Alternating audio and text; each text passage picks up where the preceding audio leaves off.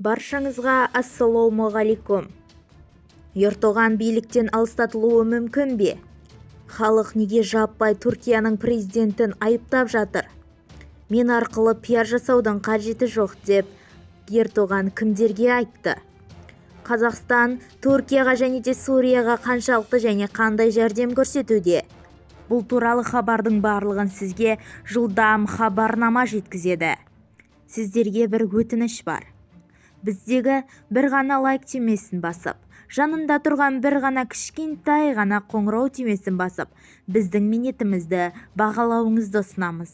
Ал онда біз кеттік. Халық Ердоғанды айыптап отыр. 20 мыңға жуық адам бұл дүниеден көз жұмды.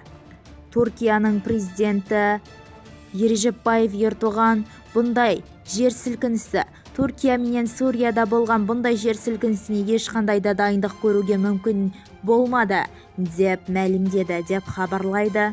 Бүгін ертең порталы BBC News'қа сілтеме жасап, қазіргі таңда Сурия мен Түркияның өзінде 20 мыңға жуық адам бұл дүниеден көз жұмды. Бұған ешқандай да дайындық болмағанын мәлім етті. Себебі бұның алдын алудың ешқандай да жолы жоқ.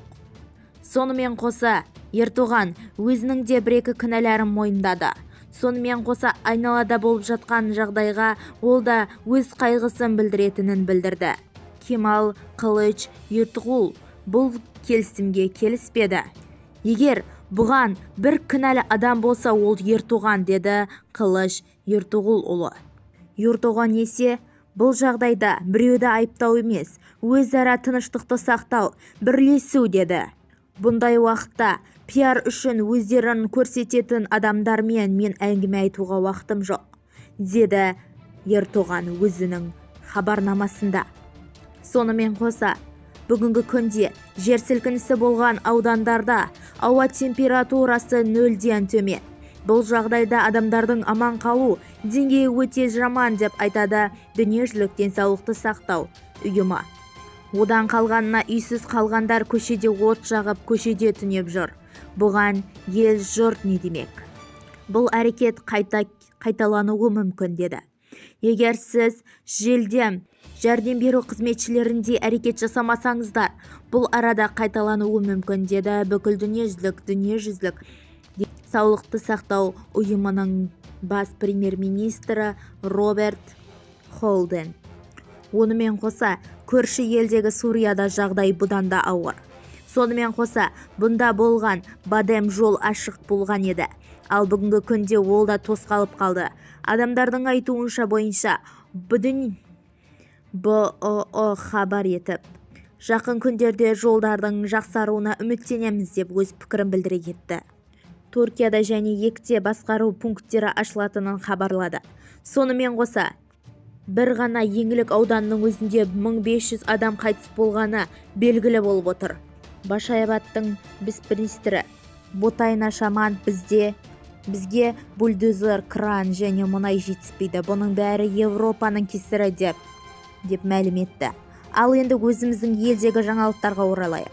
Түркияға беріліп жатқан көмек өз күшін көрсетуде ме? Төтенше жағдайлар премьер-министрі Қасым-Жомарт Тоқаевқа Түркияда болып жатқан Қазақстан Республикасының құтқару күштері өз қызметін көрсетіп жатқанын мәлім етті. Және де оларға көмек еткен жағдайындағы видеоларын бірнешеуі көрсетілді. Қазақстан Республикасының құтқарушылары осы уақытқа дейін 4 адамды құтқарды. Және де сонымен қоса, қазақстандық Түркияда жасап келе жатқан қазақстандықтардың мәйіті не болмаса тірі екенін анықтастыру үшін адамдар және де кинологтар жіберілген. Бүгінгі таңда құтқарушылар Хатая қаласына келді. Ал Қасым-Жомарт Тоқаев есе оларға 10 баға беріп, оларға сәттілік тіледі. Ислам дінінің мұсылмандарына, яғни Сурияға, Қазақстан Республикасы мәдени көмек және де қарулық көмекке көмектесуін айтты. Мұнда оларға төсек, үй-жай, мекен үшін бірнеше азық-түліктер де жөнелтілді. Сонымен қоса, Түркиядан елімізге 64 адам портпен жіберілді деп хабарлайды Қазақпарат. Газиантеп қаласынан қазақтардың 42, ал қырғыздардың 22 адамы тағайындалды. және де оларға уәкіл адамдар ретінде олар тағайындалды. Елге бірнеше адамдар қайта оралды. Иммигранттардың бәрі өзінің регистрацияларынан өткізілді. Еске сала кетейік, Қазақстан құтқарушылары кеткен самолет 7 ақпан күні кеткен болатын. Қазақстан азаматтары жоғалып кеткендегі хабарға бора қазақстандықтар іздестіру жұмыстарын алып жатыр. Оған сәйкес Мадина Сабина Мамадиярова 8 ақпан күні үйінділер астынан табылды. Осымен қоса әр сәт сайын сіздерге соңғы жаңалықтарды жеткізіп отырған жылдам хабарнама сайтына өзіңіздің лайгыңызбенен бір ғана подписаться түймеңізді аянбаңыздар. Сау саламаттықта жүздескенше.